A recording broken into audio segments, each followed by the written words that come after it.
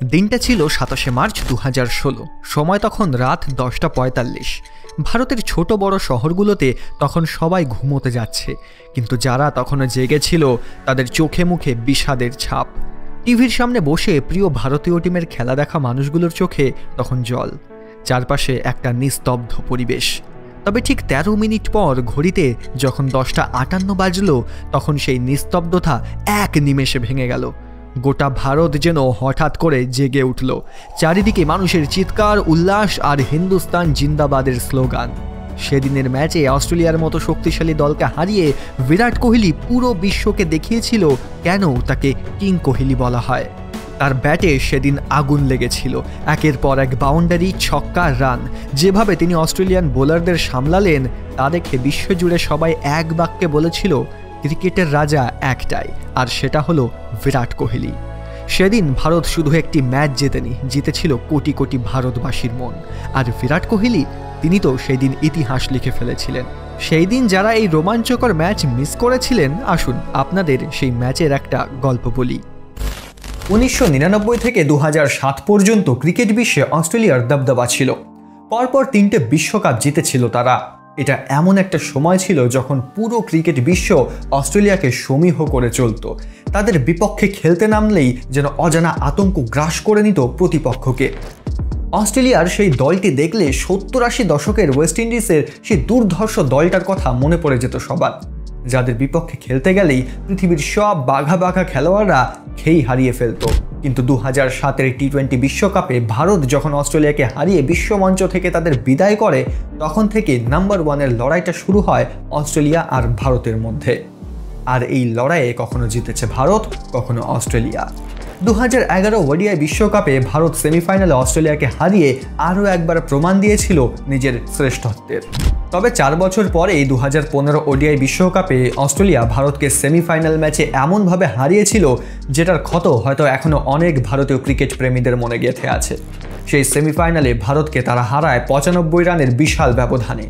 অজিদের ৩২৮ রানের বিশাল টার্গেট তাড়া করতে গিয়ে ভারত মাত্র ২৩৩ রানেই অল আউট হয়ে যায়। এই হারের সম্পূর্ণ দায় এসে পড়ে বিরাট কোহলির ঘাড়ে। তার দোষ একটাই ছিল যে সে ১৩ বল খেলে মাত্র ১ রান করেছিল। বিরাটের এই পারফরমেন্সে দর্শকরা এত ক্ষুব্ধ হয় যে রাস্তায় নেমে তারা বিরাট আর অনুষ্কার ছবি পোড়াতে লাগে। এরা তারাই ছিল যারা অতীতেও একইভাবে সচিন, দ্রাবিড়, ধোনি, সেহবাগের ছবি পুড়িয়েছে। এত অপমান সহ্য করে ঠিক ১ বছর পর ২০১৬ সালে টি-20 বিশ্বকাপের গ্রুপ পর্বে অস্ট্রেলিয়ার মুখোমুখি হয় ভারত। মোহালির মাঠে সেদিন প্রতিশোধের আগুন জ্বলছিল। শ্রেষ্ঠত্বের এই লড়াই দেখতে পুরো বিশ্ব যেন মুখিয়ে আছে। ভারতের গ্রাম, অলিগলি, শহর সব মিলে পুরো ভারত অপেক্ষায় ছিল বিগত হারের প্রতিশোধের। ম্যাচের আগে সৌরভ গাঙ্গুলি বলেন, ফর্ম বিবেচনা করলে বর্তমানে অস্ট্রেলিয়ার চেয়ে ভারত এগিয়ে আছে। গাঙ্গুলির এই কথাটা অস্ট্রেলিয়ার ক্রিকেট গুরুদের ইগোতে লাগে। দাদা আসলে ক্যাঙ্গারুদের সাথে মানসিক লড়াইয়ে এগিয়ে থাকতে চেয়েছিল, যেটা অস্ট্রেলিয়া আর ইংল্যান্ড এত বছর যাবৎ ভারতের সাথে করে এসছে।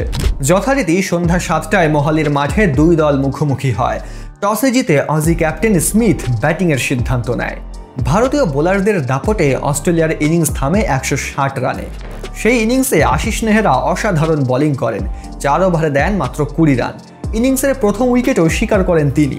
উসমান খোয়াজাকে ফিরিয়ে দেন মাত্র ২৬ রানে। ১৬১ রানের টার্গেট দেখে যেন স্বস্তির নিঃশ্বাস ফেলে ভারতবাসী। অনেক দিনের জমানো প্রতিশোধ হয়তো অবশেষে আজ নেওয়া যাবে। কিন্তু ভগবান যেন এত সহজে সব হিসাব চুকিয়ে দিতে রাজি ছিল না। ১৫ মিনিট ব্রেকের পর রোহিত আর ধাওয়ান ব্যাটিংয়ে নামলো, আর অস্ট্রেলিয়ার পক্ষে বোলিং শুরু করলো হ্যাজেলউড। কয়েক বল করতেই অজি ক্যাপ্টেন বুঝতে পারল পিচ হঠাৎ ভিন্ন আচরণ করছে। যেই পিচে ১৬১ সহজ টার্গেট মনে হচ্ছিল, সেই পিচ এখন চ্যালেঞ্জ ছুড়ে দিচ্ছে ব্যাটারদের প্রতি। অজি ক্যাপ্টেনের বুঝতে বাকি রইল না যে পিচ কিছুটা স্লো আর ড্রাই হয়ে গেছে। বল ভালোভাবে সুইং করাতে পারলেই এই পিচে ১৬১ রান ডিফেন্ড করা সম্ভব। এদিকে পাওয়ার প্লের প্রথম ৩ ওভার শেষ, কিন্তু ভারতের স্কোরবোর্ডে রান মাত্র ১৮। চতুর্থ ওভারের পঞ্চম বলে এলো প্রথম ঝটকা। কোল্টার নাইলের বলে আউট হয়ে ধাওয়ান ড্রেসিং রুমে ফেরত যায়। স্কোরবোর্ডে রান তখন মাত্র ২৩। ধাওয়ানের বিদায়ে এবার মাঠে নামলো বড় ম্যাচের নায়ক বিরাট কোহলি। বড় টার্গেট তাড়া করার সক্ষমতা তার চেয়ে ভালো আর কারোর আছে বলে মনে হয় না। দেশের জন্য কিভাবে লড়তে হয় আর কিভাবে দেশের জন্য বিজয় মুকুট ছিনিয়ে আনতে হয় তা সে বেশ ভালোভাবেই জানে। ব্যাট হাতে নামতেই বিরাটের চোখে যেন ভেসে বেড়াচ্ছিল 1 বছর আগের সেই দুঃসহ স্মৃতি, যেই হারের কারণে স্বয়ং বিরাট আর অনুষ্কার ছবি পুড়িয়ে মানুষ ক্ষোভ প্রকাশ করেছিল। যেই হারের বদলা নিতে আজ ভারতের প্রতিটি ভক্ত এক বুক আশা নিয়ে সব কাজ ফেলে টিভির সামনে বসে আছে। দেশের প্রতিটা অলিগলি রাস্তা ফাঁকা হয়ে গেছে। ব্যাট হাতে বিরাট প্রথম বল ডট খেলেও পরের 2 বলেই পরপর 4 মেরে যেন আভাস দিলেন তিনি আজ জিততেই এসেছেন। 2016 সালটা এমন ছিল যে ভারত যেখানেই কোনো স্লো পিচে আটকে গেছে তখনই সার্ভাইভার হিসাবে হাজির হয়েছে বিরাট কোহলি। সে বছর সব ফরম্যাট মিলিয়ে 41 ইনিংসে কোহলি করেছিল 2595 রান। একই বছরে সে আইপিএল রেকর্ড 973 রানও করেছিল। প্রথম ওভারে বিরাট 10 রান নিলেও ষষ্ঠ ওভারে শেন ওয়াটসনের বলে বোল্ড হয়ে মাত্র 12 রানে ফিরে যায় রোহিত। তার ঠিক 2 ওভার পরেই ওয়াটসন আবার রায়নাকে আউট করে ফেরত পাঠায়। ভারতের আশার প্রদীপ যেন আবার নিভতে শুরু করলো। 8 ওভার শেষে ভারতের রান দাঁড়ায় মাত্র 50, 3 উইকেটের বিনিময়ে। স্লো পিচ আর ব্যাটারদের খামখেয়ালি শট ম্যাচে ভারতকে ব্যাকফুটে ফেলে দিয়েছিল পুরোপুরি। জেতার জন্য আর প্রয়োজন ছিল 72 বলে 111 রান। স্লো পিচে এটাকে এক প্রকার অসম্ভব বলে মনে হচ্ছিল সবার। পুরো মোহালি স্টেডিয়ামে তখন যেন পিন ড্রপ সাইলেন্স। আগের বছর হারের প্রতিশোধের আশায় সব ক্রিকেট ভক্তরা আজ মাঠে এসেছিল, কিন্তু ব্যাটারদের এমন অসহায় আত্মসমর্পণে সেই আশা দুরাশায় পরিণত হলো। রায়নার বিদায়ের পর বিরাটকে সঙ্গ দিতে মাঠে আসলো যুবরাজ সিং। যুবরাজ সিং মাঠে নামতেই অস্ট্রেলিয়া দলের সবাই একসাথে দাঁড়িয়ে নিজেদের মধ্যে কি যেন একটা আলোচনা করলো।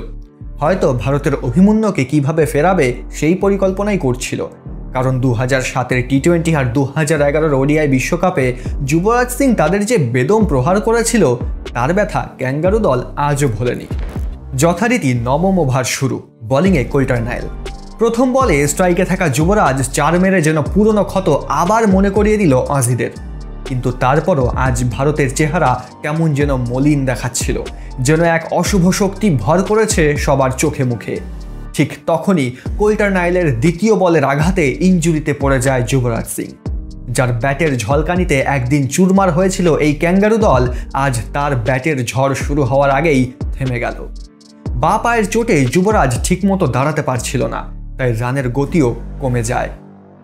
যেগুলো 2 রান নেওয়ার কথা সেগুলো 1 রান হচ্ছিল।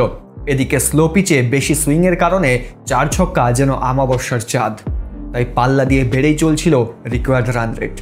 বাধ্য হয়ে ব্যাট চালানোর চেষ্টা করতে লাগলো যুবরাজ। 14তম ওভারে ফকনারের বলে অফসাইডে সজোরে ব্যাট চালায় সে। বল আকাশে উড়তেই ভারতীয় সমর্থকদের যেন দম বন্ধ হয়ে গেল। বলটি মাটিতে পড়ার আগের শেষ মুহূর্তেই লাফিয়ে ক্যাচ লুফে নেয় অস্ট্রেলিয়ার শেন ওয়াটসন। কফিনের শেষ পেরেকটাও বোধহয় ঠুকে দিল ক্যাঙ্গারুরা। আহত বাঘ পারল না ক্যাঙ্গারু বধ করতে। 18 বলে 21 রানেই ফিরতে হলো যুবরাজ সিংকে।